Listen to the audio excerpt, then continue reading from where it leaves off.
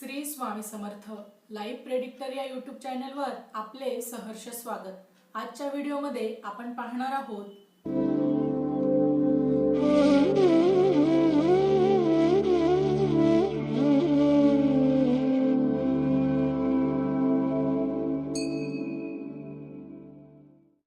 या 5 चुका तुम्हाला करतील कर्जबाजारी। जाणून घ्या कोणत्या चुका टाळाव्यात।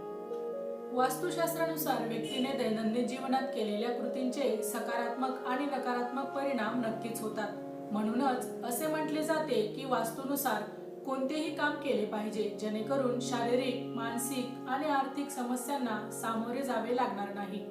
आपल्या आयुष्यात अनेक वेळा अशी संकटे येतात ज्याची भरपाई दीर्घकाळापर्यंत करावी लागते। त्याचप्रमाणे कर्जात बुडलेली व्यक्ती आयुष्यभर त्याची परतफेड करत राहते।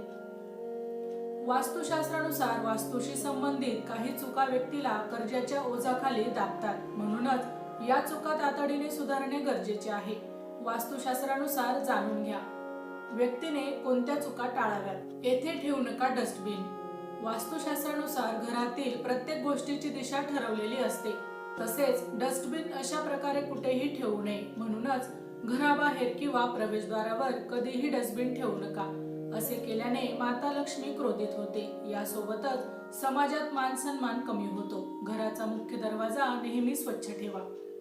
अंथरुणावर खाऊ नका। वास्तुशास्त्रानुसार व्यक्तीने अंथरुणावर बसून कधीही जेवू नये, कारण यामुळे माता लक्ष्मी क्रोधित होते आणि सुख समृद्धीमध्ये खूप अडथळे येतात। रात्री खरकटी भांडी तशीच सोडू नका। वास्तुशास्त्रानुसार रात्री किचनमध्ये खरकटी भांडी कधीही ठेवू नयेत। काही कारणास्तव तुम्ही त्यांना रात्री धुवू शकत नसाल तर त्यांना स्वयंपाकघरात ठेवू नका। रात्री झोपण्यापूर्वी संपूर्ण स्वयंपाकघर नेहमी स्वच्छ करा। असे केल्याने देवी अन्नपूर्णा सोबत लक्ष्मीचाही आशीर्वाद राहतो।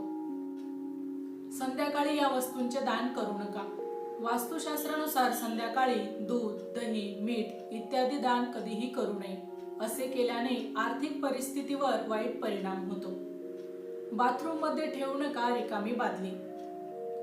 बाथरूम मध्ये रिकाम्या बादल्या, टब इत्यादी कधीही ठेवू नये। बाथरूम मध्ये नेहमी किमान एक बादली पाण्याने भरलेली ठेवा।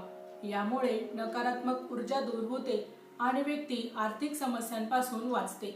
सोबतच दुसरी बादली उलटी ठेवावी। माहिती आवडली असेल तर अवश्य शेअर करा। अशाच प्रकारची नवनवीन वास्तुशास्त्राविषयक माहिती ऐकण्यासाठी आमच्या लाईव्ह प्रेडिक्टर या यूट्यूब चॅनलला अवश्य सबस्क्राईब करा। धन्यवाद।